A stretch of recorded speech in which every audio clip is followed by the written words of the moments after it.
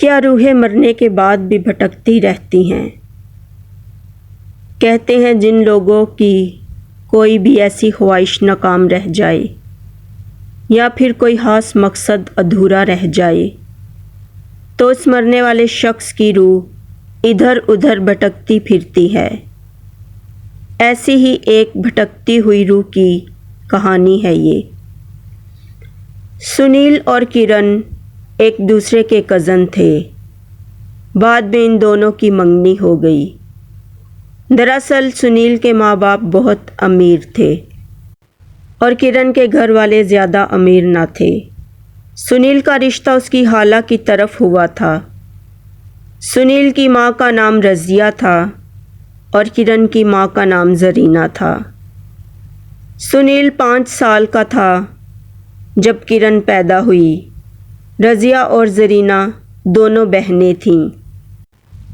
इनका और कोई भाई बहन ना था, इसलिए रज़िया चाहती थी कि उसके बच्चों में से किसी की शादी अपनी बहन के बच्चों से करे। सुनील और उसकी एक छोटी बहन थी, मगर किरण इकलौती थी। वो बहुत ही दुआओं से पैदा हुई थी। दोनों ही अपने अपने घर के लाडले थे। जब दोनों बड़े हुए तो इनकी मंगनी हो गई। दोनों ही एक दूसरे से बहुत प्यार करते थे। किरण अपनी खाला के घर आया जाया करती थी।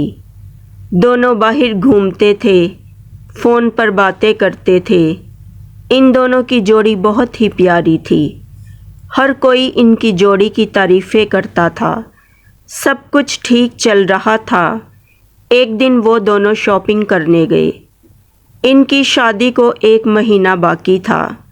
रास्ते में आ ही रहे थे कि सामने से गाड़ी आई और इन दोनों की टक्कर हो गई। सामने वाला तो मौका वारदात पर ही फौत हो गया। सुनील और किरण बेहोश हो गए। लोग इन दोनों को हॉस्पिटल ले गए। वहाँ इनके घर वालों को कॉल की। सुनील की माँ और किरण की माँ, बाकी सब घर वाले भी हॉस्पिटल आ गए। हॉस्पिटल आकर पता चला कि सुनील की डेथ हो गई है। किरण कोमा में थी। उसके सर पर चोट लगी थी। इनके घर वालों पर तो क़यामत टूट गई। हर तरफ रोना चिल्लाना और मातम का माहौल था। सुनील की अम्मी बेहोश हो गई। सुनील की डेड बॉडी को घर ले आए और उसे दफना दिया। किरण अभी तक कोमा में थी। उसे कुछ खबर न थी कि क्या हुआ है। तकरीबन 1 महीने के बाद उसे होश आया और होश में आते ही उसने सुनील के बारे में पूछा कि सुनील कहाँ है, और फिर से बेहोश हो गई। डॉक्टर ने कहा कि इससे सुनील की मौत के बारे में ना बताएं, वरना ये फिर से कोमा में जा सकती है और हो सकता है कि अब की बार ये कभी होश में ना आए। अब आपको पता है कि आपने किस तरह किरण को हैंडल करना है। किरण को फिर से होश आया। उसने अपनी अम्मी से सुनील के बारे में पूछा और कहा कि अम्मी, सुनील कहाँ है। किरण की खाला भी वहीं पर थी। किरण की खाला ने कहा, बेटी, सुनील अमेरिका गया है। उसे ऑफिस का कुछ काम था। तुम परेशान न हो, वो आ जाएगा। फिर घर वाले किरण को लेकर घर आ गए। काफ़ी दिन गुजर गए। सुनील का कोई फ़ोन न आया। किरण ने अम्मी से पूछा, अम्मी, सुनील का फ़ोन नहीं आया। हम दोनों की तो इस महीने शादी थी। अम्मी ने कहा, बेटी आ जाएगा, तुम परेशान ना हो। कुछ दिन ऐसे ही गुजर गए। घर वाले कोई ना कोई बहाना बना देते थे। आज सुनील की कॉल आई, किरण तुम कैसी हो? मेरा तो तुम्हारे बगैर दिल ही नहीं लगता। कल मैं वापस आ रहा हूँ। फिर हम दोनों मिलेंगे, खूब बातें करेंगे, सैर करेंगे। इन दोनों ने बहुत सी बातें की। कल सुबह जब किरण उठी तो उसने अपनी अम्मी को बताया कि सुनील का फ़ोन आया था। उसकी अम्मी को लगा कि इसके सर पर चोट लगी है। इसलिए ऐसी बातें कर रही है। उसकी अम्मी ने उसकी बातों पर यकीन न किया। किरण बहुत खुश थी कि आज सुनील आ रहा है। वो जल्दी से तैयार हो गई।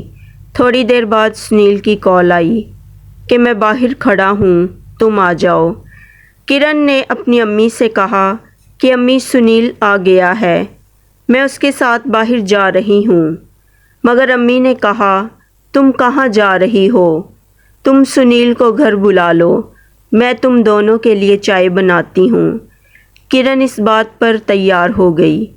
किरण जब घर से बाहर गई तो सुनील खड़ा था। किरण उसे अंदर ले आई और अपने कमरे में बिठाया और उसके सीने से लग गई और किरण ने कहा सुनील, मैंने तुम्हें बहुत मिस किया। सुनील ने कहा हाँ किरण, मैंने भी तुम्हें बहुत मिस किया। अम्मी ने चोरी चोरी किरण के कमरे में देखा तो वहाँ कोई न था, बल्कि किरण अकेली ही अपने साथ बातें कर रही थी। अम्मी इस बात पर बहुत परेशान हुई। किरण ने अम्मी को आवाज़ दी, अम्मी अंदर आएं और सुनील से मिलें और हमें चाय दे दें। अम्मी ने किरण को बुलाया और कहा बेटी, आप सुनील के लिए चाय ले जाओ। सुनील कल शाम को आया था और मैं सुनील से मिली थी। किरण की अम्मी ने जल्दी से अपनी बहन को फ़ोन किया और किरण के बारे में बताया।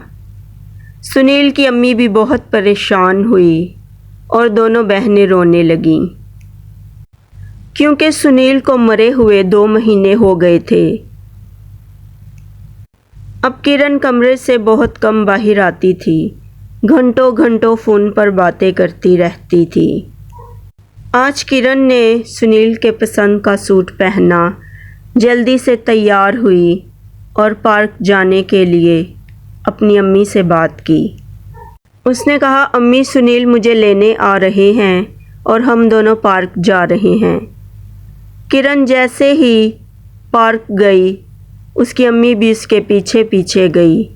पार्क में कोई भी न था, बल्कि किरण पागलों की तरह खुद ही कभी इधर और कभी उधर फिर रही थी और खुद से ही बातें करती जा रही थी। इस तरह सुनील की रूह सिर्फ किरण को नज़र आती थी। सुनील की रूह हर वक्त किरण को नज़र आती थी। सुनील की रूह ने किरण का साथ ना छोड़ा। वो हर वक्त किरण के साथ ही रहता था, किरण से बातें करता, किरण के साथ घूमता फिरता था। सुनील की रूह सिर्फ किरण को नज़र आती, बाकी लोगों को नज़र ना आती थी। इसलिए दूसरे लोग किरण को पागल समझते थे। एक दिन किरण की फूफो की बेटी किरण के घर आई और किरण अपनी और सुनील की बातें उससे करने लगी और कहने लगी कि इस महीने सुनील की और मेरी शादी है। मगर किरण की कज़न हंसने लगी और कहने लगी शायद तुम्हें पता नहीं, सुनील को मरे हुए 4 महीने हो गए हैं। किरण कहने लगी तुम क्या बकवास कर रही हो, तुम पागल हो। सुनील रोज़ मुझसे मिलने आता है, हम घंटों फ़ोन पर बातें करते हैं। तुम झूठ बोल रही हो। उसकी कज़न ने कहा मैं सच बोल रही हूँ। किरण की अम्मी भी आ गई और कहा हाँ ये सच है, सुनील मर चुका है, उसकी एक्सीडेंट वाले दिन ही मौत हो गई थी। किरण अब तुम होश में आ जाओ, सुनील नहीं रहा, वो मर चुका है। किरण के पैरों तले से ज़मीन निकल गई और वो ज़मीन पर गिर गई। डॉक्टर ने कहा आपको अभी किरण को नहीं बताना चाहिए था। सब बहुत परेशान हुए, अब क्या होगा। रात हो गई, किरण सोई थी, उसे ख्वाब आया। ख्वाब में सुनील था। वो किरण से कहने लगा किरण तुम मेरे पास आ जाओ, मैं तुम्हारे बगैर बहुत अकेला हूँ, मुझे तुम्हारी ज़रूरत है, तुम जल्दी से मेरे पास आ जाओ। किरण जब उठी और रोने लगी, उसे यकीन न हुआ कि सुनील मर चुका है। किरण की अम्मी अपने कमरे में सोने चली गई थी। किरण उठी और टॉयलेट साफ़ करने वाली स्वीप पड़ी थी। उसने पूरी बोतल उठाई और पी ली और अपने कमरे में जाकर सो गई। सुबह जब घर वाले उठे तो किरण की अम्मी उसके कमरे में गई तो वो फर्श पर पड़ी हुई थी। उसकी अम्मी ने रोना पीटना शुरू कर दिया। पूरे घर में शोर मच गया। घर में फिर से मातम का माहौल छा गया। किरण मर गई थी और किरण की रूह सुनील की रूह से जा मिली।